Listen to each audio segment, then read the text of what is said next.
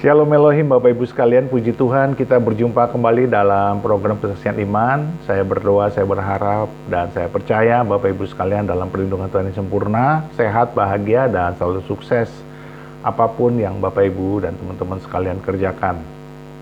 Puji Tuhan, terima kasih untuk dukungannya selama ini, dan biarlah ini terus menjadi berkat besar bagi banyak orang. Bapak Ibu sekalian, puji Tuhan kita hari ini berjumpa dengan murtadin, ya, petobat baru yang bernama Bapak Muhammad Yasin, ya. Beliau begitu keras, begitu radikal, begitu fanatik dahulu di agamanya yang lama, sehingga tega untuk membakar gereja demi supaya beliau dapat membuat pendeta di gereja tersebut menjadi mualaf, menjadi Islam. Tetapi ajaib, Tuhan bertindak dan Tuhan melakukan suatu mujizat. Justru Pak Muhammad Yasin yang bertobat dan menjadi penyembah dan pengikut Kristus Yesus. Puji Tuhan. Bapak Ibu sekalian, kita banyak berjumpa dengan orang-orang radikal, ya, di negeri kita. Dan mereka, kalau kita melihat kisah para rasul, kita ingat pada Paulus yang dahulu begitu radikal, begitu fanatik, begitu giat di dalam agamanya, tapi tanpa pengertian yang benar. Dan apa yang terjadi, kita tahu bahwa Paulus menjadi rasul Tuhan yang luar biasa di dalam kekristenan, dan begitu banyak pengajarannya yang luar biasa di dalam Alkitab. Baiklah Bapak Ibu sekalian, tanpa memperpanjang waktu, mari kita dengarkan kesaksian dari Bapak Muhammad Yasin. Puji Tuhan. Tuhan memberkati kita semua. Selamat siang Pak Yosua. Ya, selamat siang, Tuhan Yesus berkati, haleluya. Apa kabarnya Pak? Kabarnya luar biasa, penuh dengan sukacita bersama Yesus. Pak Yosua, pasti orang sudah banyak mengenal Bapak karena video Bapak di mana-mana. Bapak sudah bersaksi di mana-mana. Tapi mungkin God Lovers ada yang masih belum mengetahui Bapak. Bapak bisa memperkenalkan diri Pak? Baik, ya, puji Tuhan ya, pada kesempatan ini saya bersyukur kepada Tuhan bisa hadir di tempat ini semua karena kemurahan Tuhan ya. Nama saya Pendeta Yosua Muhammad Yasin ya. Nama Yosua itu nama baptisan. Nah, kalau nama Muhammad Yasin itu nama yang diberikan orang tua saya. Nama Stambuk ya? Nama kelahiran. Nama kelahiran. Karena saya kan lahir di daerah Citayam, Depok. Nah, itu kota kelahiran saya, dan saya pun sebagai guru madrasah di situ. Dari usia kecil saya sudah ditanamkan tentang pendidikan agama Islam dari usia 6 tahun masuk madrasah ibtidaiyah. Nah, kalau kita berbicara tentang madrasah ibtidaiyah itu kan sederajat dengan SD ya. Nah, tamat madrasah ibtidaiyah saya masuk lagi sekolah sanawiyah. SMP. SMP itu yang ada di Pabuaran Bojonggede. Itu madrasah yang di pinggir jalan. Nah, dari situ saya masuk lagi lanjut ke pondok pesantren yang ada di Bogor, daerah Bojong Nangka, Gunung Putri. Aliyahnya di sana. Saya belajar sama Kiai Haji Tubagus Asep. Saya belajar di sana, saya nyantren di sana. Namun ya sebenarnya gini loh, saya memang terlahir dari keluarga muslim. Ya, ayah saya itu seorang kiai, ibu seorang ustazah, dan paman saya semuanya kiai gitu. Saya ini termasuk anak tunggal, anak satu-satunya dari istri nomor 5. Jadi ayah saya itu punya istri 5. Bab kalau satu katanya belum sunah Rasul. Saya dibesarkan di lingkungan pesantren yang istilahnya pendidikan agama gitu. Nah, selesai saya lulus di pesantren, nah saya mulai ngajar di Madrasah Ibtidaiyah Hidayatul Atfal Kampung Kelapa Citayam. Madrasah Ibtidaiyah di Kampung Kelapa Citayam itu tempat di mana paman saya. Jadi madrasah itu yang ngajar keluarga semua. Nah, ketika saya ngajar di situ kan saya ngaji juga, belajar ngaji dengan ustadz-ustadz yang ada. Nah, saya langsung mondok lagi kembali pada saat itu ke daerah pondok pesantren. Nah, saya belajar di pondok pesantren Al-Fiqoriyah, daerah Cilebut. Nah, saya belajar di situ. Nah, ketika saya belajar di situ kan ada komunitas pengajian remaja lah kan. Nah, di situ dijelaskan ya bahwa agama yang paling sempurna yaitu agama Islam. Itu menurut guru ngaji saya, inna dina indallahi Islam. Sesungguhnya agama yang paling sempurna yaitu agama Islam. Nah, itu waktu saya belajar pesantren di Jatiwaringin, Gunung Waringin ya, di daerah Cilebut. Nah, itu daerah kalau kita lewat itu kan ada pinggir kali di situ. Nama kiainya Al-Fiqoriyah, pondok pesantrennya, Kiai Julfikor. Nah, saya belajar di situ. Nah, ketika saya belajar di situ, saya merenungkan bahwa agama yang paling benar itu Islam.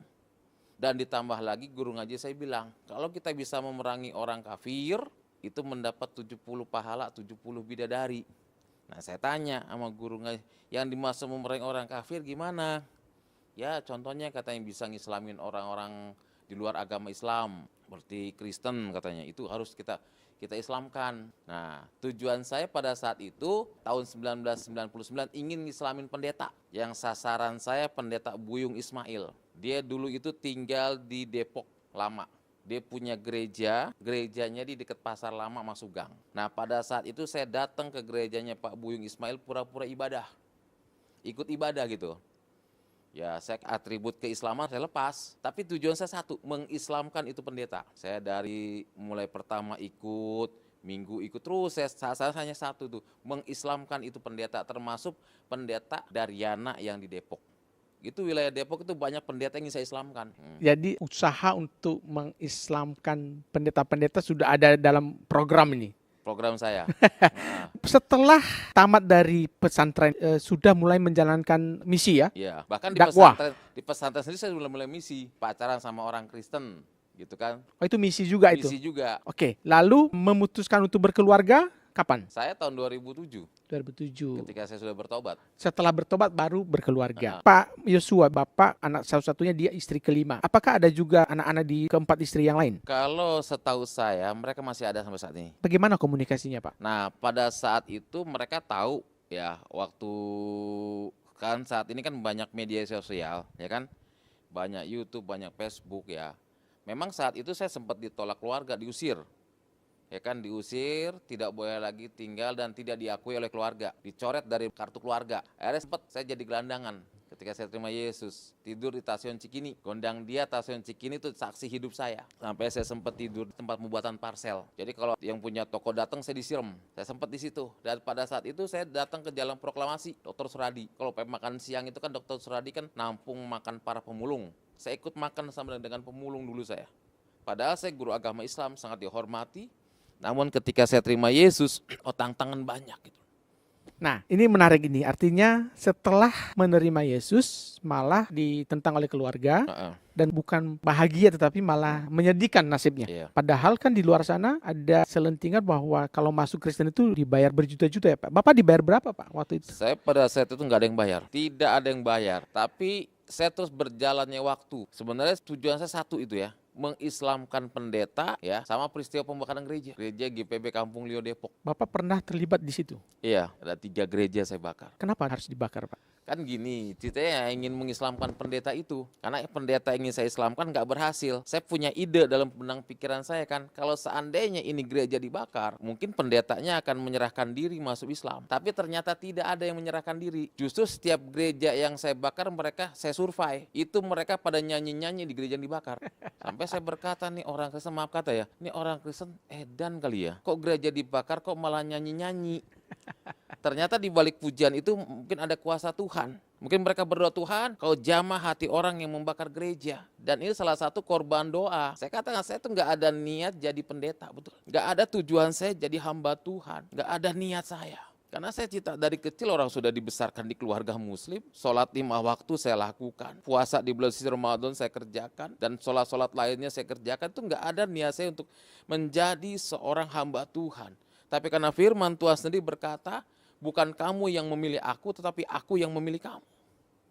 Pak, saat membakar gereja itu Bapak tega Pak? Saya saat itu pikiran saya nggak ada kasih. Yang terpenting visi saya berhasil, karena saya benci kekristenan. Benci sekali saya dengan orang Kristen. Bahkan kalau lihat pendeta lebih benci lagi saya. Tapi sekarang berteman sama pendeta. Ini sangat menarik dan mantan pembakar gereja itu kini mengikut Kristus. Bagaimana proses Bapak menerima Kristus Pak? Bisa diceritakan? Proses saya menerima Tuhan Yesus ketika saya menanti kedatangan pendeta. untuk menyerahkan diri masuk Islam. Nah, saya prosesnya itu karena mimpi. Mimpi biasanya saya kan kalau habis sholat Isya, saya tidur di tengah malam. Jam 12 saya baru tidur, persiapan untuk ngajar ngaji buat hari Minggunya. Nah, pada saat itu ketika saya tidur karena gak enak badan, itu Tuhan kasih mimpi sama saya. Di dalam mimpi tersebut ada cahaya sinar yang menerangi tubuh saya, dan cahaya itu dengan suara yang sangat lembut. Dia berkata, "Akulah jalan, kebenaran, dan hidup. Tidak ada seorang pun yang datang kepada Bapa kalau tidak melalui aku." Dan akhirnya saya terbangun dalam mimpi saya. Nah, ketika saya terbangun seolah-olah ini nyata. Kenapa? Karena sekujur tubuh saya penuh dengan keringat. Saya masuk ke kamar mandi, saya ngambil sembahyang, saya sholat Allahu Akbar. Sholat tengah malam, sholat tahajud. Karena tahajud kan sunnah, ya kan? Ibarat arti sunnah, dikerjakan dapat pahala, tidak dikerjakan tidak masalah. Beda dengan yang wajib. Kalau yang wajib dikerjakan dapat pahala, ditinggalkan berdosa. Seperti sholat 5 waktu, seperti puasa, itu kan hukumnya wajib. Udah, saya sholat, tengah malam saya tidur, pas mau jam 4 mau sholat subuh, kan denger ajan, as-sholatu khairum minan naum. Lebih baik sholat daripada tidur kan. Akhirnya apa? Saya sholat subuh. Nah, ketika saya mau sholat subuh itu mimpi yang saya alami itu terngiang-ngiang terus di saya. Seolah-olah ada yang membisiki saya terus. Ngajar ngaji sampai saya salah, sholat sampai saya salah. Karena terus ini terngiang terus. Dan akhirnya apa? Saya tanya kepada paman saya seorang kiai. Saya bilang, kan kalau di Citaim kan manggil paman kan mamang. Mang, abdi mau tanya ku mamang. Tanya naon atau Yasin. Karena di Citaim kan sedikit bahasa Sunda ada. Tanya naon atau Yasin. Begini mang, saya pernah dikasih mimpi. Dalam mimpi tersebut ada cahaya sinar yang menerangi tubuh saya. Dan cahaya itu dengan suara yang sangat lembut. Dia berkata, akulah jalan, kebenaran, dan hidup. Tidak ada seorang pun yang datang kepada Bapa kalau tidak melalui aku. Coba mungkin paman tahu. Bahkan saya disuruh buka Al-Quran. Saya buka Al-Quran yang 30 juz, 114 surah. Saya buka Al-Quran, itu gak ketemu ayat itu. Saya bilang, mang, saya sudah buka Al-Quran, gak ketemu. Terus paman saya bilang, cobalah kamu ke guru ngaji kamu, tanya sana. Saya tanyalah ke guru ngaji saya. Justru guru ngaji saya menyarankan saya, itu katanya ngimpi dari setan katanya. Suruh mandi air kembang. Ya terpaksalah saya mandi air kembang kan. Saya belanja ke pasar Citayam. Dari stasiun Citayam kan gak jauh tuh pasarnya. Saya beli air kembang. Bahkan zaman dulu, zamannya belum ada handphone kan. Zamannya pager. Terus itu pager saya berbunyi. Kan kalau pager kan harus ke wartel dulu kan, pesen, wah lu ada dari guru saya, jangan lupa beli minyak nyong-nyong kan. Saya pulang dari pasar, dia bilang, abah ini minyak nyong-nyongnya sama kembang 7 rupa, ulah kemana-mana, nanti abah panggil. Ternyata guru ngaji saya itu kasih mantra-mantra di kamar mandi. Mau dimandiin? Mau dimandiin air kembang.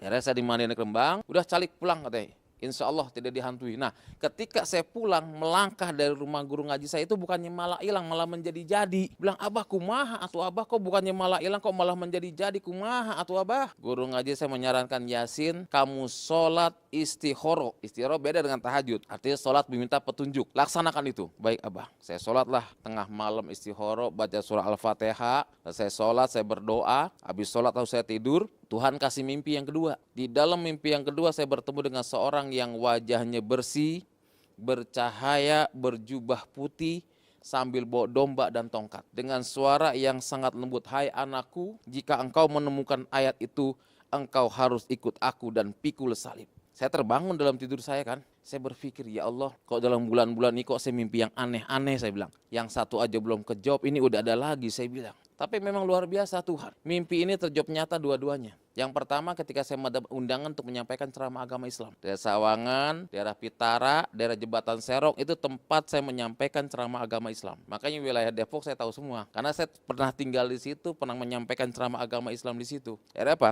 Saya berangkatlah untuk menyampaikan ceramah agama Islam. Walaupun saat itu saya masih ustadz kampung kan. Ya ceramahnya nggak kayak ustadz kayak sekarang kan, masuk TV kan. Ya ustadz kampung gitu. Diundang dari musola, dari masjid untuk acara Isra dan Mi'raj dan Maulid kan. Ya saya ceramah, diantar sama santri saya, diantar pakai mobil, saya pakai baju gomis, baju yang kayak Habib Rizik, pakai udeng-udeng di sini, saya berangkat. Nah, ketika di dalam perjalanan, ya, maaf kata, saya tuh jatuh sakit pengen buang hajat besar. Saya bilang santri saya, berhenti sebentar. Ayah naon Pak Ustadz, berhenti. Cari di rumah penduduk ini yang ada WC. Ustadz mau buang hajat. Santri saya turun. Ternyata di rumah penduduk itu nggak ada WC, banyak kan jamban. Saya bilang, Masya Allah, kalau saya buang hajat di jamban, saya bilang bahaya. Kan dibuka semua kayak Tarzan dong nanti, saya bilang. Saya mesti cari WC, saya bilang. Nah, ada rumah Nubagar. Nubagar kan bahasa Sunda rumah bagus. Itu rumah mewah. Sampai di depan rumah mewah, saya ngucapin kalimat Assalamualaikum, yang punya rumah nggak jawab. 3 kali ngucapin Assalamualaikum dalam Islam harus tinggal. Kenapa? 1, yang punya rumah nggak ada. Akhirnya apa? Saya gedor pintu yang punya rumah keluar. Ada apa Pak, gedor-gedor rumah saya? Saya bilang, maaf Bu, saya bilang. Saya ini ustadz dari kampung, tujuan saya datang ke tempat ini ingin menyampaikan ceramah agama Islam. Namun izinkan saya, kalau memang diizinkan, saya pengen buang hajat. Ibu ada WC? Oh ada Pak, silakan masuk. Saya dipersilakan masuk kamar mandi, selesai saya buang hajat. Saya pengen pamit kepada yang punya rumah, ingin ngucapin kalimat terima kasih. Saya lihat ada pembantu lagi ngepel, mana Ibu? Ibu di ruangan tengah Pak, Bapak masuk aja ke ruangan tengah, ada apa-apa. Enggak, saya pengen ngucapin kalimat terima kasih, saya bilang. Saya masuk ke ruangan tengah, ibu itu lagi baca koran, saya melihat gambar yang sedang bawa domba dan tongkat. Saya kaget, Masya Allah. Ini enggak salah. Itu yang dimimpi tadi. Iya, yang dimimpi tadi, saya bilang, Masya Allah ini enggak salah. Ini foto siapa ya? Langsung, Bu, sebelum saya pamit, saya mau tanya sama ibu. Oh silakan. Ini foto siapa dan ini gambar siapa? Apa ini saudara ibu yang sedang bawa domba dan tong? Oh bukan Pak, ini Tuhan saya, Tuhan Yesus. Masya Allah. Kalau gitu ibu orang Kristen ya. Kalau tahu ibu orang Kristen Bu, saya nggak jadi buang hajat. Itu saya saking benci dengan orang Kristen. Bahkan saya pernah melarang santri saya untuk belanja kepada orang Kristen. Saya dulu waktu jadi guru agama Islam, saya pakai jenggot segini. Dan saya selalu pakai siwak, nggak pernah pakai sikat gigi. Karena saya beranggapan sikat gigi, odol itu buatan orang kafir. Itu jahatnya saya dulu. Saya pakai siwak gitu, nggak pernah pakai sikat gigi saya. Dan akhirnya apa? Saya pulang dirangkul sama itu Pak, ibu itu Pak, Tuhan berkati Bapak, Tuhan pakai Bapak. Pakai apanya Tuhan, saya bilang. Udahlah saya pulang, saya nggak jadi ceramah. Ingat ya Pak. Hari itu nggak jadi ceramah. Nggak jadi ceramah, saya pulang. Karena saya berpikir kan, apa iya yang datang dalam mimpi saya Tuhannya orang Kristen, Tuhannya orang kafir. Saya bilang Masya Allah Tuhan. Ya Allah saya nggak mau jadi orang Kristen, amit-amit jadi Kristen, saya bilang. Artinya saya nggak mau jadi orang Kristen, ya Allah saya bilang. Sampai di rumah saya sholat, ya Allah jangan kau jadikan saya orang Kristen, saya nggak mau jadi Kristen, riskan masuk neraka, saya bilang. Saya bilang gitu, saya sholat terus, saya zikir, subhanallah, walhamdulillah, wallahu akbar, terus saya zikir, ya Allah jangan jadikan saya orang Kristen, saya nggak mau, saya bilang. Ada apa? Menjelang 1 bulan kemudian, habis sholat subuh, itu ada kerinduan pengen ke gereja, bayangin. Tiba-tiba ada rasa itu. Itulah tiba-tiba gerakan hati. Ya mungkin saya nggak tahu karena saya kan belum bertobat ya. Mungkin karena Roh Kudus kali kan. Habis sholat subuh, habis jadi imam, pengen kerinduan ke gereja. Kok bingung, saya udah doa, udah sholat, udah baca lain-lainnya, sudah zikir. Kok masih ada kerinduan pengen ke gereja? Saya penasaran ada apa ini, saya bilang. Ada apa? Saya sembunyi-sembunyi. Saya datang ke gereja itu pun masih pakai sarung, pakai peci. Nah, saya duduk di belakang, pada saat itu ada lagu yang saya dengar pertama kali itu di gereja. Roh Kudus hadir di sini, mengalir di bait suci. Itu saya merinding mendengar lagu itu. Yang namanya baru ke gereja merinding kan, saya keluarin tasbih, saya zikir di situ. Saya berpikir nih gereja banyak setan kali, saya bilang. Zikir di gereja. Allahu Akbar, subhanallah, subhanallah. Nah, saya lagu itu dinyanyikan. Naiklah, ya kalau saya bilang dulu bukan pendeta, pembicara, pengkhotbah, pengkhotbah gereja naik. Dia bilang nih, mari sama-sama kita buka Alkitab kita baca Alkitab kita bangkit berdiri, baca sama-sama. Ya saya nggak berdiri karena saya nggak ngerti kan, apa yang dibaca? Akulah jalan, kebenaran, dan hidup. Pas banget. Tidak ada seorang pun yang datang kepada Bapa kalau tidak melalui aku.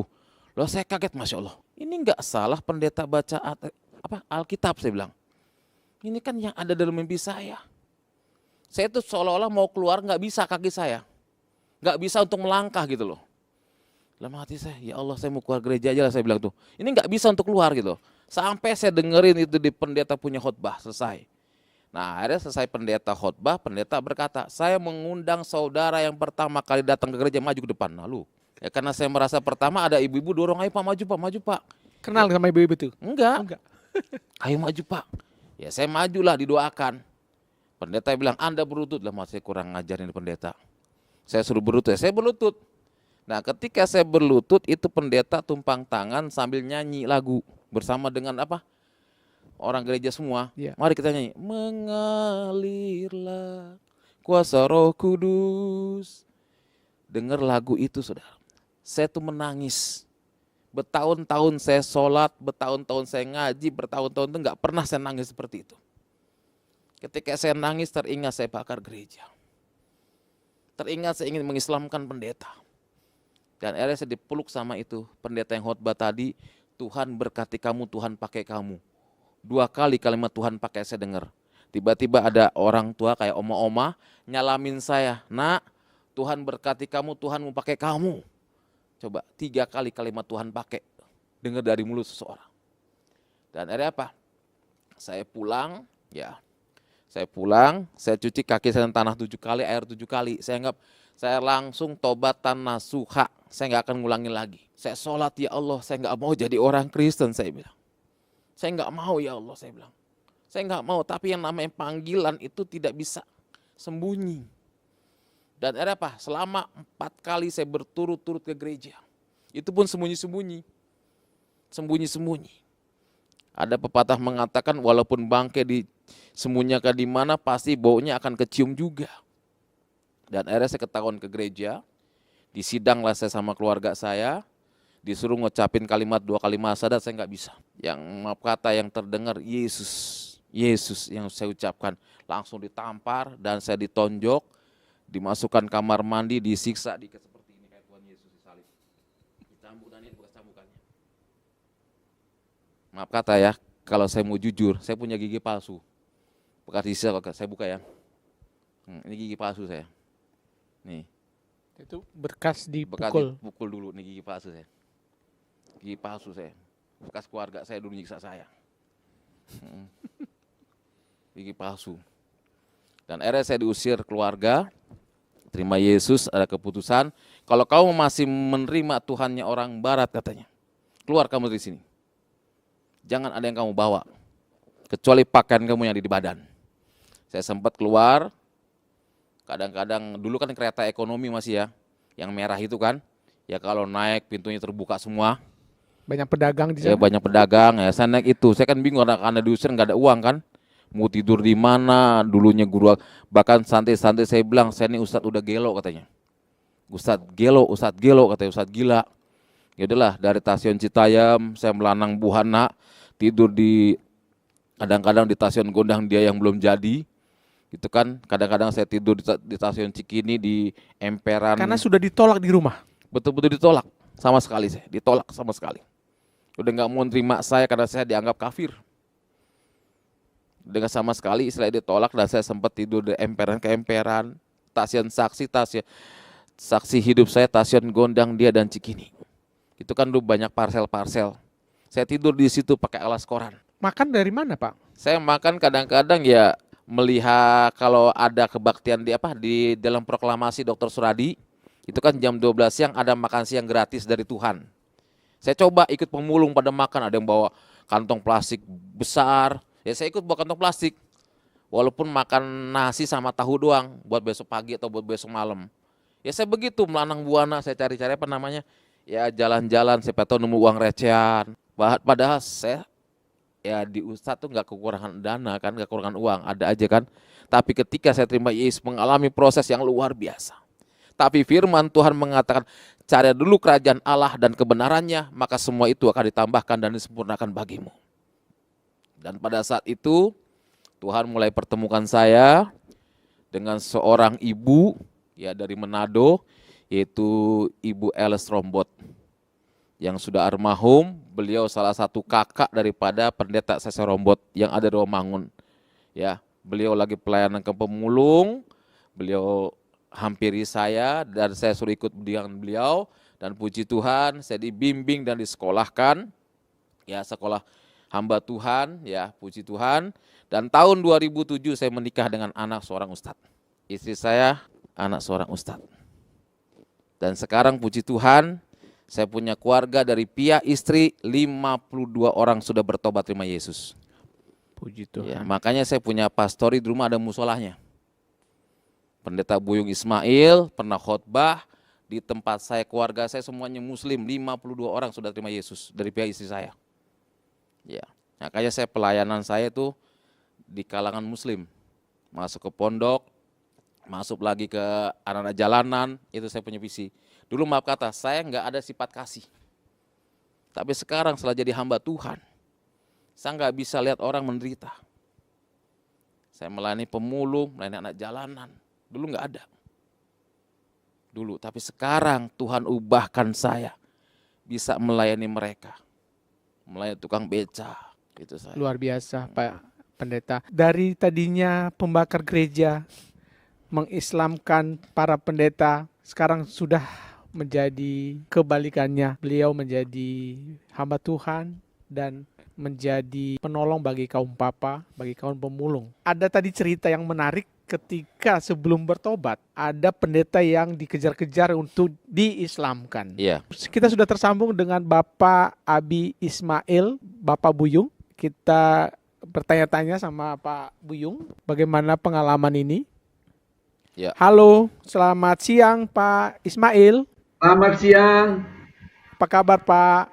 Baik, luar biasa. Baik. Bersama kami di sini ada Pak Yosua. Bapak kenal Pak Yosua ini, Pak Ismail? Ini memang pendeta ganteng ini saya kenal. Bisa ceritakan Pak awal mula perkenalan Bapak dengan Pak Yosua ini? Ya Pak, jadi saya menggembalakan cukup lama sejak saya bertobat saya pernah Islam waktu masih kecil.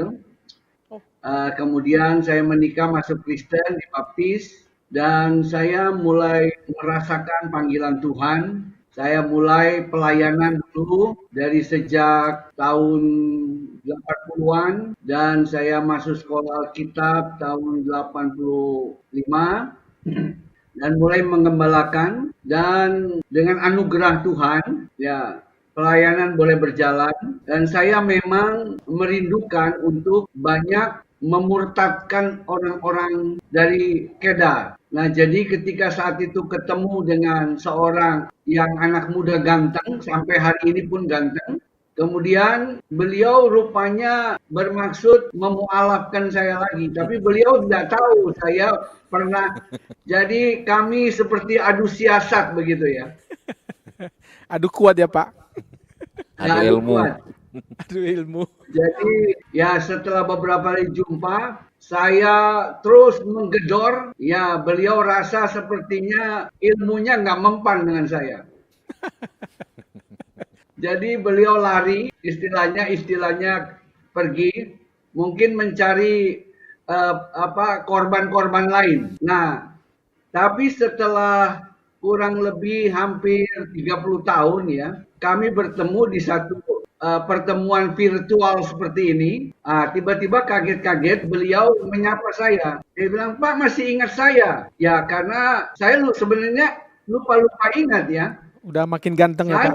Saya ini, dia bilang, anak muda yang ketemu. Oh, saya ingat. Sebab beliau itu datang sekitar waktu itu ketemu saya, jumpa janji pertemuan itu jam 2 sore. Nah, datanglah beliau. Memang hari Minggu sudah datang, tapi mau jumpa dengan saya itu jam 2 sore. Nah, kami terlibat ngobrolan cukup serius. Ya, kemudian ya saya bawa doa seperti kita biasa, doa puasa biasa kita berikan untuk hamba-hamba Tuhan. Oh, kiranya Tuhan jamah anak muda ini ya. Ya, puji Tuhan, saya ketemu kaget di virtual. Oh saya ini Yasin, Muhammad Yasin. Oh iya. Saya baru ingat sebab kami jumpa itu tidak sekali, beberapa kali. Ya puji Tuhan, saya terkaget-kaget. Loh, sekarang Bapak di mana? Oh, saya hamba Tuhan, saya makin kaget lagi. Luar biasa. Akhirnya puji Tuhan kami berteman sampai hari ini dan kami berjalan bareng ya, luar biasa anugerah Tuhan. Saya percaya banyak lagi di luar yang sedang menanti jamahan dan pertolongan Tuhan, dan itulah misi kita untuk kemuliaan kerajaan Allah betul-betul terisi sesuai kehendak Tuhan. Tuhan mau menginginkan semua orang diselamatkan. Amin. Masih ingat nggak Pak Abi? Pak Ismail, materi apa yang dulu ketika berdebat itu anak muda yang ganteng itu jadi KO? Masih ingat nggak? Beliau memang bertanya hal-hal yang klasik seperti kenapa Allah 3, kenapa kok Tuhanmu mati, gitu ya. Kurang lebih itu ya. Dan ya puji Tuhan, saya pada waktu itu merasakan bisa menjelaskan ya sudah 30 tahun yang lalu memang sudah agak lupa ya, tapi minimal itu intinya yang beliau serang. Kenapa orang Kristen itu kok membiarkan nabi jadi Tuhan, begitu kan kira-kira ya. Betul. Itulah kira-kira yang menjadi pergumulan Pak Yasin ya. Nah, ketika kita menjelaskan ya puji Tuhan, rupanya ayat itu bekerja beberapa puluh tahun kemudian benarlah firman Tuhan berkata bahwa firman Tuhan tidak akan kembali sia-sia. Amin. Ya. Tuhan Baik. memberkati beliau. Pak Nah, itu Yosua, kira-kira. tahan dulu Pak Abi. Pak Yosua, ketika itu ada nggak rencana jahat dalam tanda petik setelah merasa kalah? Nggak ada rencana yang lain setelah itu? Sebenarnya pada saat saya berdialog dengan Pak Buyung ini, saya merasa kalah. Saya niat pengen bakar gereja dia, karena gereja dia kan masuk gang gitu. Jadi kalau saya bakar, takutnya kan kena masjid sebelah. Aduh, saya pikir nah kalau ada gereja Pak Buyung dibakar, pasar kebakar kan. Ya udahlah nggak jadi. Yang penting tujuan saya, visi saya kan tanya begini, kenapa Tuhan kamu kok ada disalib? Saya bilang gitu kan. Kok Tuhan disalib sih? Masa Tuhan disembah? Saya bilang gitu kan. Lemah banget. Saya tanya sama Pak Buyung gitu ya. Tapi ya saya merasa ya mungkin karena doanya Pak Buyung kuat kali ya. Saya nggak jadi bakar gereja dia gitu. Pak Buyung, Pak Buyung merasa nggak waktu itu Pak Yasin ini sebenarnya ada rencana mau bakar gereja Bapak? Oh tidak Pak. Ya kebetulan, memang bukan kebetulan sebelah saya itu masjid ya, masjid termasuk terbesar di daerah itu. Tapi kebetulan pimpinan masjid itu adalah besan saya, besan keluarga besar saya. Nah, paman saya juga adalah dari bibi saya itu menikah dengan orang Yaman Arab. Jadi kami di situ dikenal. Jadi beliau pun mikir-mikir kalau berani makan dengan sekampung gitu. Tapi waktu itu Bapak berdoa sama anak muda ini, Pak. Oh ya pasti kita doakan dan setelah itu Cuma saya biasa nggak masuk itu. karena memang misi saya adalah memang penginjilan utamanya sampai hari ini tidak berubah. Baik, Pak Buyung. Ada pesan-pesan yang mau disampaikan ke Pak Yasin? Saya kira beliau yang selalu semangat bernyala-nyala, tetap maju terus dan Amin. saya mendukung dalam doa dan selalu saya merasakan persahabatan kami semakin erat Amin. sampai di surga nanti. Tuhan memberkati. Haleluya. Terima kasih Pak Buyung. Ya, Terima salam kasih. Pak Buyung. Salam, selamat melayani. Ya, Tuhan berkati. Salam Pak Yosua. Salam. Ya, salam Salam Pak. berkati. Salam, Berkati. Pak. Ya. Luar biasa. Ya. Tuhan bekerja, terselamatkan gerejanya, terselamatkan karena ada masjid di sebelahnya. Ya. Kalau nggak ada mungkin jadi Ya, itu Pak mungkin Barat. jadi sasaran gereja Pak Buyung karena Pak Buyung sempat doakan saya juga. Oh gitu. Tapi saya didoakan cuek aja, saya dianggap bodo amat Iya. didoakannya. Tapi saya sempat emang bahasa itu didoakan Pak Buyung. Tapi saya bilang cuek aja gitu, malam merem biasa. Jadi nggak nerima itu doa, biasanya saya kayak ketawa gitu kan. Oke. Tapi malah kuasa Tuhan ya. Yesus itu memang dahsyat memang saya pikir. Heeh. Dan tidak lama setelah itu terima Yesus, Iya. tetapi malah hidup menggelandang, Iya, jadi gelandangan saya. gelandangan. Heeh. Apa pengalaman yang dahsyat selama menggelandang itu Pak? Pengalaman yang dahsyat selama saya jadi gelandangan, ya banyak pada saat saya tinggal di stasiun Godang dia ketemu teman-teman kan. Makanya jangan jadi murtad kata gitu kan. Katanya, kembali sana saya bilang, tapi nggak ada niatan untuk kembali saya kan. Tapi saya tetap cari terus, saya tiap ke gereja, datang ke gereja. Pernah saya datang pada saat itu ke salah satu gereja yang dekat Masjid Istiqlal, Katedral ya. Katedral. Ya saya pakai apa kayak gelandangan. Kok ya udahlah saya pikir nih ya udahlah saya kan ikut yang ngelihat gitu kan. Itu pernah ada seorang ibu-ibu kasih saya berkat zamannya Pak Harto 50-an kasih segini 500.000. Ya udahlah akhirnya saya sampai saya jadi gelandangan saya terus kasih uang sampai yang namanya uang kan lama-lama habis kan. Ya udah. Itu waktu sebelum saya ketemu dengan Tante Els Rombot. Sebelum bertemu dengan beliau. Ya saya sempat juga tidur di MPR. Pengalaman itulah yang buat saya kadang-kadang saya suka ikut ibadah di Jalan Proklamasi. Dr. Suradi. Karena kan sekarang udah nggak ada. Ya kan, atau yayasan apa saya nggak tahu. Itu selalu dia menampung anak-anak jalanan pemulung dengan doa pakai Nasrani. Pengalaman saya di situ yang sangat berkesan. Selama menggelandang nggak pernah sakit Pak? Ya puji Tuhan nggak. Kayak ya. Ya kadang-kadang pusing, ya tapi ya ada uang beli bodrek gitu. Tapi nggak ada keluarga satupun yang mencari. Pada saat itu ada yang mencari cuma saya kabur. Takut saya disiksa lagi kan. Sempat ketemu, saya kabur. kabur pada saat itu kalau nggak salah itu saya naik kereta. Kereta saya nggak tahu arah naik aja lah. Nah, turun Jatinegara, daerah pasar apa? Putaran ya. Saya di situ jadi gelandangan terus saya selamanya tuh dicari. Dulu kan naik kereta kan ya pintu terbuka semua kan. Iya. Dan kita main kucing-kucingan sama masinis kan. Saat Iya. ditagih lari. Lari ke pintu sana kan. Iya. Itu masa lalu ya Pak. Mm-mm. Pengalaman yang luar biasa ketika hidup menjadi susah malah ketika ikut Tuhan Yesus.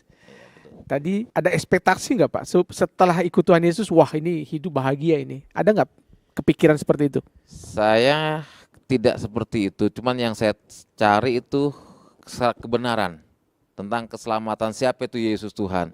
Terus saya cari tentang siapa itu Yesus sebenarnya sampai saya kok seperti ini.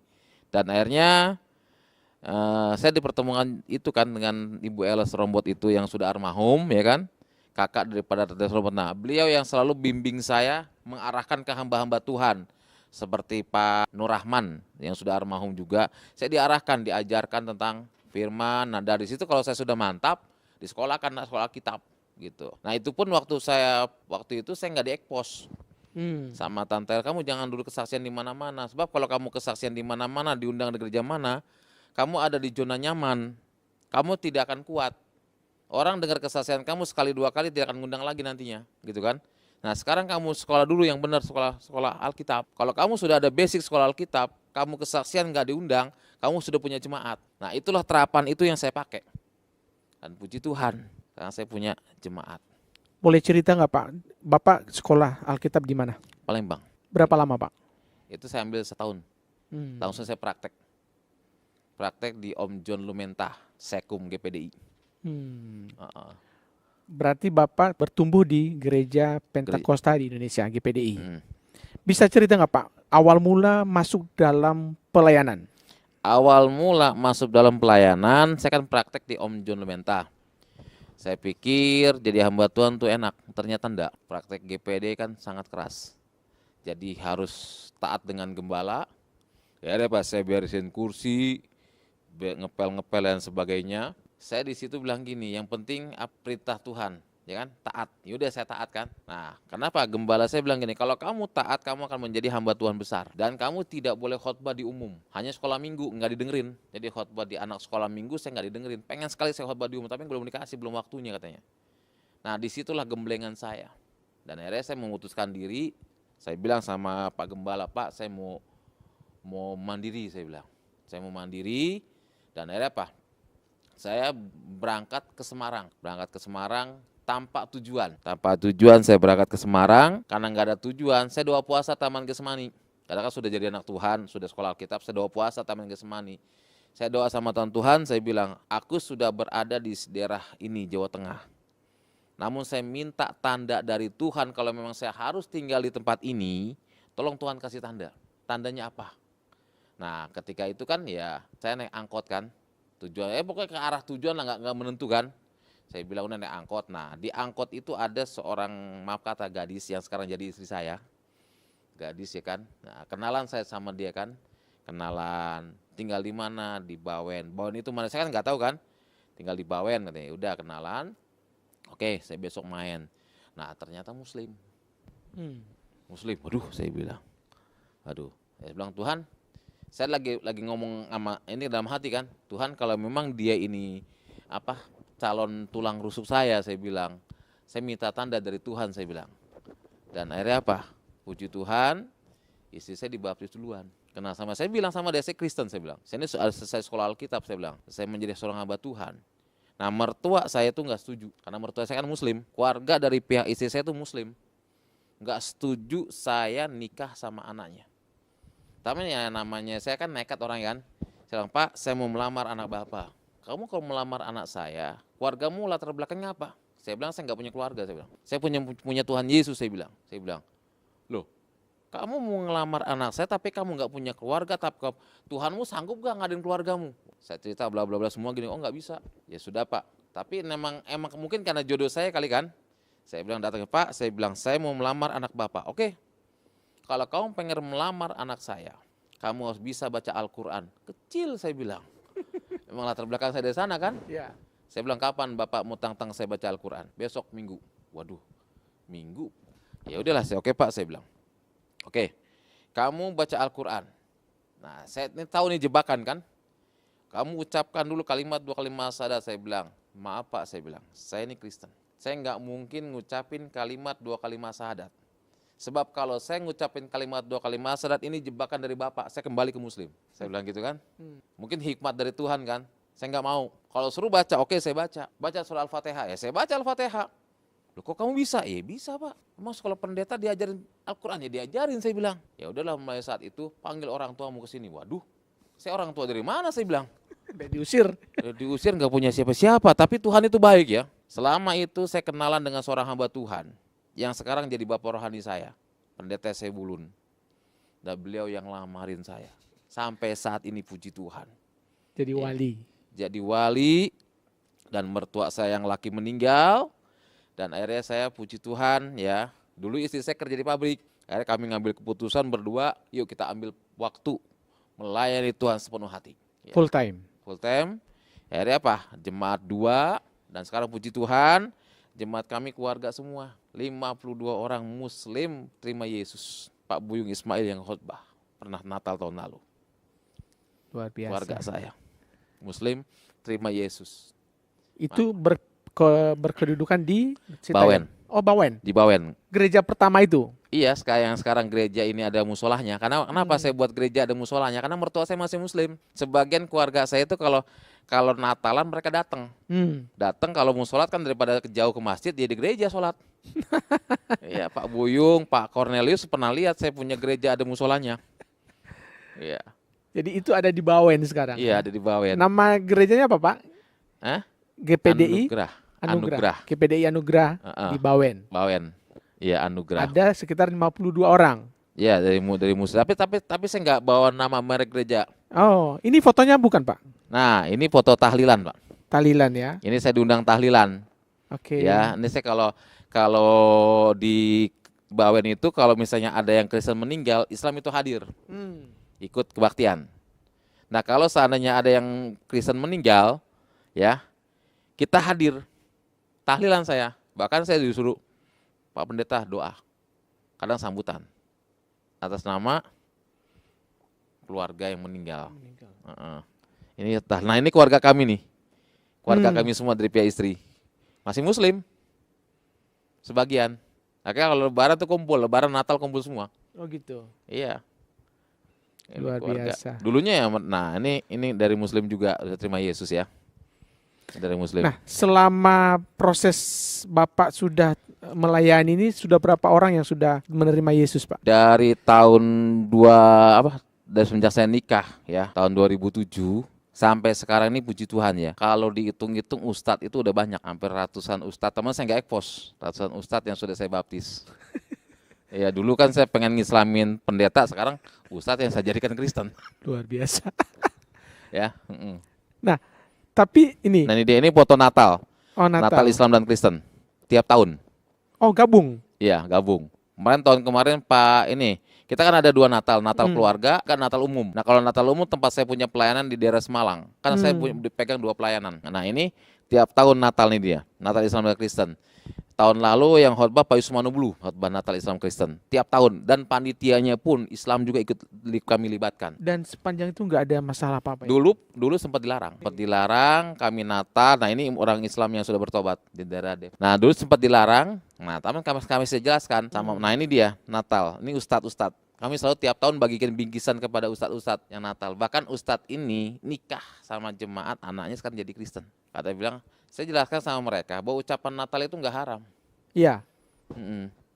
Tidak ada dalam Al-Quran dan hadis ucapan Natal itu haram. Jadi bisa dibilang target pelayanan Bapak ini adalah dari saudara-saudara kita yang kaum Kedar ini. Iya. Ada tantangan nggak, Pak? Tantangan ada. Seperti saat ini saya kan pelayanan ke pondok-pondokan. Udah ada 6 pondok pesantren yang sudah saya layani. Ya kadang-kadang tantangannya banyak. Ya satu dari orang-orang yang nggak suka. Saya punya pelayanan seperti itu. Kadang-kadang SMS masuk. Kadang-kadang kata saya mau dibunuh. Oh silakan saya bilang. Gitu. Ya kadang-kadang teloran ada. Tapi tetap berjalan saya bilang. Selama saya masih hidup, Tuhan masih berikan umur panjang, saya bilang kabar kebenaran, kabar keselamatan harus saya sampaikan. Saya nggak perlu takut. Saya nggak perlu takut, saya bilang. Ya puji Tuhan itu tantangannya. Mengapa Injil harus perlu masuk pesantren dan masjid, Pak? Tujuan saya begini ya. Kenapa saya menyampaikan Injil ke masjid ya kan? Nah, saya berharap karena firman Tuhan mengatakan pergi jadikan semua bangsa muridku dan baptislah mereka dalam nama Bapa, Putra dan Roh Kudus. Itu moto saya. Padi sudah menguning dan siap untuk dituai. Saya berpikir ayat ini padi sudah menguning dan siap untuk dituai. Ternyata banyak orang yang haus akan keselamatan di sana. Tapi tidak ada yang mau turun. Ya ada sih ada kan. Nah saya berani masuk ke situ. Untuk menyampaikan, saya nggak cerita tentang Yesus kepada mereka. Tapi saya cerita kepada mereka tentang kebenaran dan keselamatan. Gitu. Dan akhirnya puji Tuhan dapat diterima sama mereka. Karena saya nggak bawa nama Yesus. Karena kan saya langsung kayak, Anda harus terima Yesus ya, bisa dipenggal saya. Tapi saya ceritakan keselamatan kepada mereka. Bahwa keselamatan tuh ini, bahwa Isa Al-Masih tuh ini. Gitu. Karena mereka kan nggak mau nyebut nama Yesus. Karena kalau seandainya ada nama Yesus dalam Al-Quran, mereka nggak mau sebut. Makanya mereka percaya kepada Isa, tidak percaya kepada Isa sebagai Tuhan. Nah di situ saya jelaskan kepada mereka. Jadi saya masuk Injil ke pondok pesantren, itu tujuan saya. Sampai saat ini. Di beberapa video Bapak juga, Bapak bilang bahwa toleransi Bhinneka Tunggal Ika itu adalah sebuah modal besar bangsa kita ini. Nah, bagaimana menurut Bapak konsep hubungan antara Islam dan Kristen ini, Pak? Itu bisa kita aplikasikan dalam hidup sehari-hari, ya. Dalam hidup sehari-hari saya di tempat saya tinggal, ya, saya sebagai hamba Tuhan itu bukan berarti saya diam. Nah, saya di situ kenapa saya bisa diterima di lingkungan? Kenapa? Karena setiap ada kegiatan Isra dan Mi'raj itu saya turun. Apa yang saya bisa bantu buat masjid? Gitu. Apa yang saya bisa bantu buat musola? Itu yang saya lakukan di situ. Makanya di situ saya dibawa itu diterima.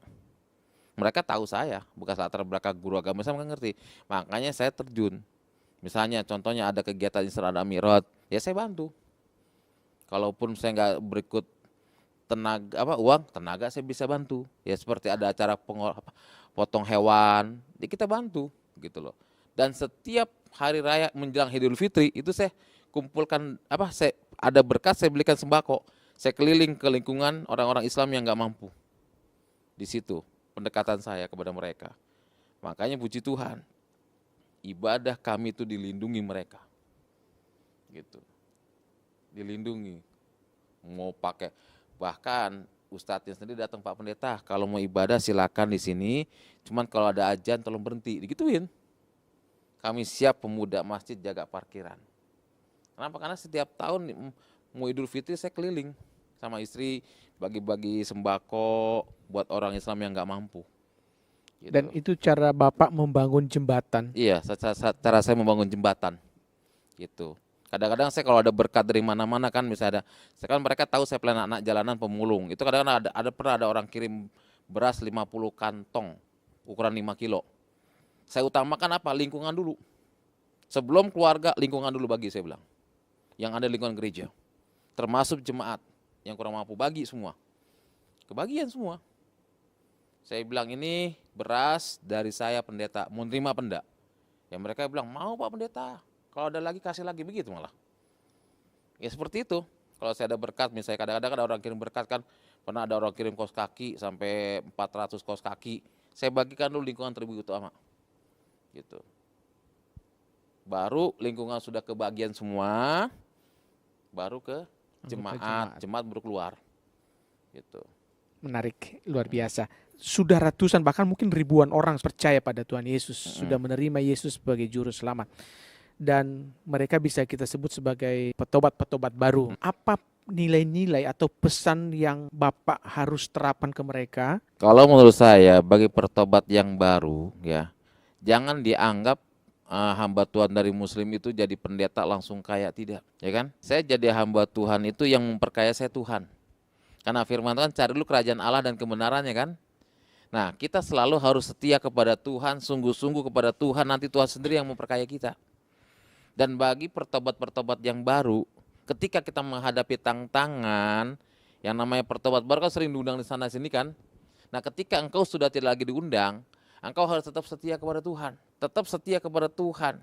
Ya, jangan istilahnya meninggalkan Tuhan. Ya, saya dulu maaf kata, saya dulu ujian saya banyak luar biasa. Ujian, tapi saya bertahan bersama dengan Tuhan. Ketika kita bertahan bersama dengan Tuhan, disitulah mahkota kehidupan yang Tuhan berikan.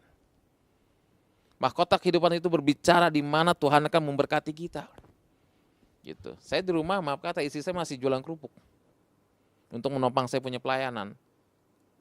Orang nggak percaya kalau saya bahkan orang, oh, Bapak pengusaha. Oh, tidak, saya nggak pengusaha. Kok Bapak bisa pelayanan ke anak jalanan, pemulung? Oh, itu dari Tuhan, saya bilang. Ya.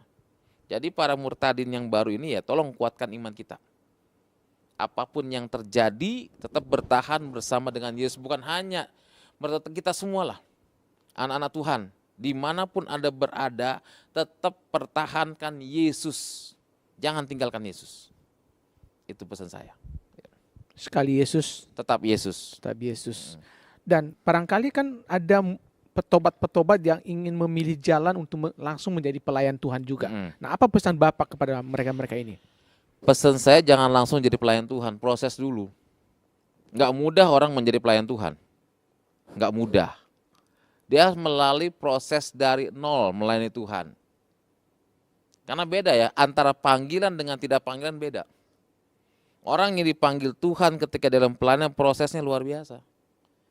Gitu ya, bagi pertobat yang baru jangan beranggapan oh lihat dari pendeta si A bertobat baru sukses, kita jangan lihat ke situ. Ya mungkin dia bisa sukses karena dia setia gitu loh. Kadang kan ada yang bertobat, oh lihat tuh jadi murtadin, jadi hamba Tuhan muslim, jadi pendeta, oh lihat tuh punya mobil, punya apa, ya mungkin dia karena diberkati, ada orang tergerak kan gitu. Jangan lihat seperti itu, yang terpenting apa, lihat Tuhannya lah. Lihat Tuhannya, kita cari Tuhannya lah. Jangan cari hartanya, cari Tuhannya. Nanti kalau kita cari benar-benar kita cari Tuhan, nanti Tuhan sendiri yang akan memberkati kita, betul. Tuhan sendiri yang akan memberkati. Nah, saya bikin gereja ini, dulu kan rumah saya kan gubuk. Saya bikin gereja itu dengan dana 10 juta. Dengan iman saya berjalan. Yang terpenting apa? Kita itu beriman sungguh-sungguh kepada Tuhan. Ketika kita beriman sungguh-sungguh kepada Tuhan, maka iman itu yang menimbulkan buah. Gitu. Iman itu yang akan menimbulkan buah di mana Tuhan akan memberkati kita. Yang penting cari Tuhan. Saya pernah tanya istri saya, pernah 3 hari saya nggak makan. Karena nggak ada beras. Anak saya kan 1 ya. Pada saat itu masih SD kelas 6. Minta nasi ke tetangga. Saya bilang sama istri saya, kita doa. Kita percaya Tuhan kita itu Allah yang kaya. Nah minta mertua kan, dibilang, nah itu lo gara-gara jadi Kristen kan, ya, gara-gara jadi hamba Tuhan. Akhirnya saya berdoa 3 hari 2 puasa. 3 hari 2 puasa terjadi mujizat. Saya diundang tahlilan, disuruh mimpin doa tahlilan. Ya saya berdoa. Orang-orang dapat nasi 1 kantong, saya dikirimin beras 2 karung. Sama yang punya hajatan itu. Bukan hanya beras tapi uang juga Tuhan kirim. Nah disitulah saya mulai beriman kepada Tuhan Yesus sampai saat ini. Bukan hanya anak jalanan, saya pun tiap 2 bulan sekali membagikan berkat ke hamba-hamba Tuhan. Pelosok desa. Tiap 2 bulan sekali. Saya tuh kumpulkan hamba-hamba Tuhan di pelosok desa. Saya tergerak sama Tuhan, istri saya kan dia jualan kerupuk, taruh di warung mie ayam, warung soto. Untungnya sih nggak seberapa ya, paling 1 kerupuk itu untungnya Rp1.000. Saya bilang sama istri saya, ya sudah ya. Yang terpenting kita melayani Tuhan dan memberkati orang lain, pasti Tuhan berkati. Makanya saya kalau pelayanan di daerah saya nggak pernah terima berkat. Kenapa? Karena saya tahu pelayanan di desa itu, saya tergerak memberkati hamba Tuhan. Karena suatu ketika saya diundang khotbah, itu ada pendeta yang sepatunya itu dijahit pakai benang. Itu kerinduan saya sampai saat ini. Saya cuma beli, kalau ada berkas saya panggil hamba Tuhan 1 persatu saya beliin. Belum sanggup semuanya. Tanpa melihat latar belakang gerejanya. Tanpa melihat latar belakang gereja. Gak pandang dari gereja mana, setiap 2 bulan sekali kumpul di rumah saya, ambil berkat sembako. Gitu. Dulu jadi guru agama Islam nggak bisa seperti itu. Kenapa? Nggak ada sifat kasih. Tapi sekarang itulah. Karena Bapak sudah punya kasih. Itulah karena ada Yesus yang ada dalam hati saya. Ada kasih. Kasih yang ada dalam Yesus Kristus itu terpancar dalam pribadi kita sendiri.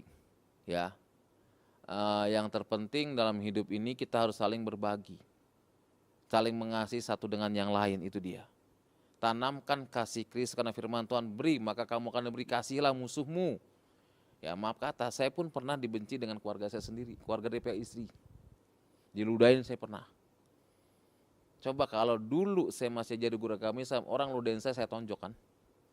Tapi ini tanamkan kasih yang ada dalam pribadi saya rangkul. Ya, saya rangkul dia, itu kasih. Bayangin kakak saya benci saya.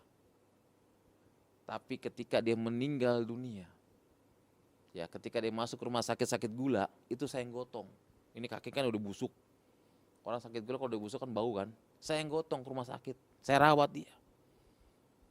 Coba kalau nggak ada kasih, mungkin bisa saya dendam. Kenapa? Dia yang ngeludahin saya, karena benci sama saya kan. Nah ketika dia meninggal, saya rawat anaknya.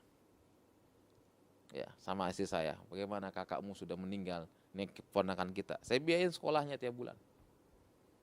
Saya biayain. Padahal kalau ingat orang tuanya, aduh, saya diludahin. Kalau ketemu saya nggak pernah mau nanya.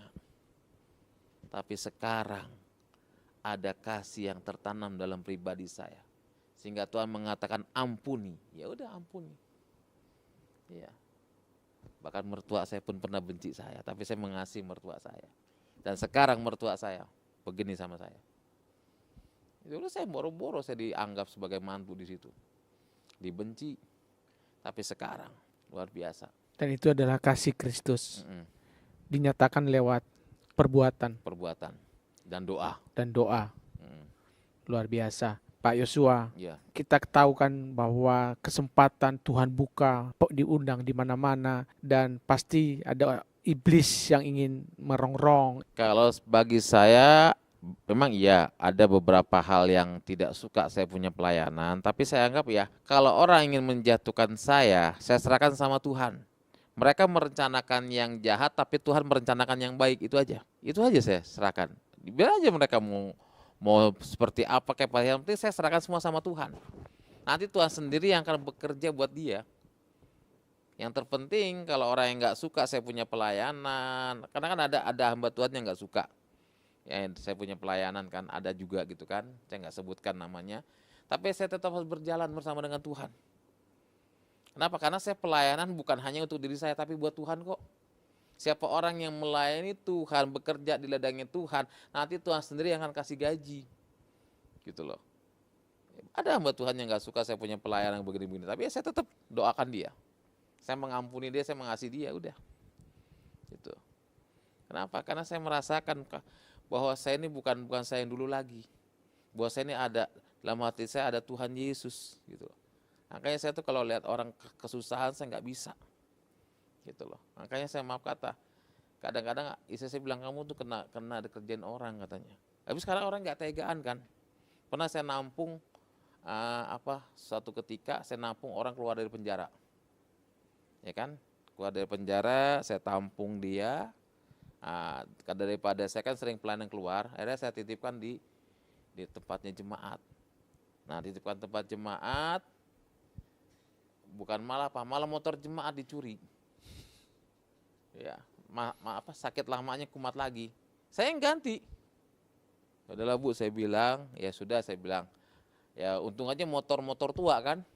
Akhirnya jemaat, Pak nggak usah lah Pak Pendeta, nggak usah diganti itu. Yang ya udahlah, akhirnya saya sekarang kalau ada orang tahanan, kalau dia mau pulang saya ongkosin. Kamu pulang kemana? Ya seperti kemarin, ada orang tahanan, Pak saya mau pulang. Ya pulang kemana? Saya belikan tiket, saya nggak kasih uang. Saya belikan tiket, saya tunggu dia sampai naik bus. Lalu saya kasih uang buat jajan di jalan. Bahwa kalau saya kasih uang, dia nggak beli tiket, masih lingkungan situ. Gitu. Kadang-kadang ada tuh yang mau bebas, misalnya kan.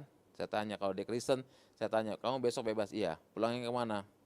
Saya pulang ke Medan Pak. Oke, naik bus, saya bilang. Saya tunggu sampai dia naik bus. gitu. Saya tunggu, saya titipkan kepada kenek, saya minta nomor keneknya, dia turun di mana, gitu. Biar dia pulang ke kampungnya, gitu. Saya beliin tiket, Pak, pengalaman, Pak saya mau pulang besok, ya. Tahu-tahu nggak pulang. Nggak pulang, masih di lingkungan lu. Kok kamu di sini? Ya habis enak Pak, tinggal di penjara katanya.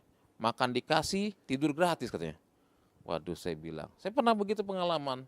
Nah, kayak sekarang saya tiap ada anak-anak yang keluar dari tahanan, saya yang belikan tiket. Saya belikan tiket, saya tunggu sampai dia naik bus. Saya titipkan kepada kenek, saya minta nomor handphone keneknya. Dia turun di mana? Jadi saya kasih uang buat dia bekal di jalan. Udah gitu. Bahwa kalau saya kasih uang dia nggak beli tiket gitu. Gitu. Ya, pengalaman dari yang sudah terjadi ya. Baik Pak Pendeta, mungkin saya mau tanya ini, kalau Bapak kan sekarang diundang khotbah di mana, bagaimana Bapak punya waktu untuk mempersiapkan diri, untuk merefresh ide-ide untuk khotbah, buku seperti apa yang Bapak baca? Saya ada beberapa buku termasuk khotbahnya Pak Yakub Nahwe. Kadang-kadang sekarang banyak zaman di YouTube kan. Saya lihat di YouTube khotbah ini udah. Dan saya punya waktu itu jam 1, kadang-kadang suka bangun tengah malam. Itu nggak bisa tidur lagi, doa sampai pagi gitu kadang-kadang. Ataupun jam 2 malam, itu pasti. Dan itu digunakan untuk mempersiapkan diri? Itu digunakan saya mempersiapkan diri gitu loh. Saya gunakan waktu saya. Ya. Jadi benar-benar setiap melakukan pelayanan tetap ada persiapannya Pak? Ada persiapan, kalau nggak ada persiapan ya kita nggak ada hadirat Tuhan. Ya. Nah, karena kita bukan melayani manusia, kita melayani Tuhan loh. Melayani Tuhan. Nah, mungkin terakhir Pak Yosua, apa pesan-pesan Anda kepada God lovers yang mendengarkan kesaksian ini dan mungkin juga bagi mereka para petobat-petobat baru? Silakan Pak. Baik, pesan saya terakhir, yang terpenting kita pertahankan iman kita. Pertahankan Yesus kita, jangan sampai kita sia-siakan keselamatan yang sudah Tuhan berikan dalam hidup kita. Jangan sampai kita menjadi orang yang terdahulu lalu kita sampai meninggalkan Tuhan. Walaupun itu karena faktor ekonomi, karena kedudukan, karena pernikahan, jangan sampai kita tinggalkan Tuhan. Ya, jangan sampai kita tinggalkan Tuhan ya. Itu yang pesan saya terpenting. Jangan sampai kita tinggalkan Tuhan. Pertahankan Yesus kita, pertahankan iman kita. Sampai akhir hayat kita, sampai kita dipanggil Tuhan, aku tetap cinta Yesus. Ya, itu aja. Baik, itu tadi bincang-bincang kita dengan seorang yang dulunya membakar gereja, mengejar-gejar pendeta untuk diislamkan, dan sekarang sudah menjadi hamba Tuhan, melayani Tuhan di mana-mana, dan diberi kesempatan untuk melayani di pesantren-pesantren dan di masjid-masjid. Terima kasih Pak Yosua atas kehadirannya di Diaspora TV. Amin. Semoga pelayanan Bapak juga makin diberkati Tuhan. Amin. Terima kasih Pak. Ya, sama-sama. Shalom. Puji Tuhan, puji Tuhan, puji Tuhan. Ya, Bapak Ibu sekalian, suatu kesaksian yang luar biasa dari Pak Muhammad Yasin. Akhirnya beliau menjadi seorang pendeta, hamba Tuhan yang rajin melayani Tuhan dan membawa banyak jiwa-jiwa baru datang kepada Kristus. Bahkan beliau berani ya masuk ke masjid-masjid, ya pesantren-pesantren untuk melakukan dakwah Kristen. Puji Tuhan ya, Tuhan memakai beliau di ladang Tuhan dengan begitu luar biasa. Dan biarlah pengurapan dan berkat Tuhan turun terus atas Pak Muhammad Yasin di dalam pelayanannya. Baik Bapak Ibu sekalian, mari kita terus mengasihi ya, mari kita terus berdoa buat jiwa-jiwa yang terhilang. Bapak Ibu sekalian, ketika kita berdoa tanpa mengasihi, mustahil doa kita dijawab Tuhan. Karena apa? Karena doa kita tanpa didasari kasih, itu sama saja kita tidak mencintai, kita tidak mengampuni orang-orang yang belum mengenal Kristus. Kenapa kita harus mengasihi? Karena hanya dengan kasihlah keselamatan itu datang. Setelah Tuhan mengasihi kita, maka kita pun layak mengasihi mereka yang terhilang. Kita dahulu terhilang, dikasihi Tuhan, dan diampuni, dan akhirnya diselamatkan. Kita pun harus mengasihi jiwa-jiwa yang terhilang. Entah saudara kita, kerabat kita, tetangga kita, mungkin saudara kita yang terdekat, saudara kandung kita mungkin ada yang belum percaya Yesus. Kita harus mengasihinya dan berdoa buat mereka. Teruslah percaya dan teruslah berkobar-kobar di dalam roh Allah. dan kita tetap semangat menyaksikan kasih Tuhan kepada setiap jiwa yang terhilang. Tuhan memberkati kita semua, Bapak Ibu sekalian, sekarang dan sampai selama-lamanya, sampai Tuhan datang kembali, ataupun sampai kita dipanggil Tuhan kembali. Tuhan memberkati kita berlimpah-limpah. Di dalam nama Bapa dan Anak dan Roh Kudus, di dalam nama Tuhan Yesus Kristus. Haleluya, haleluya. Amin, amin, amin, amin, amin.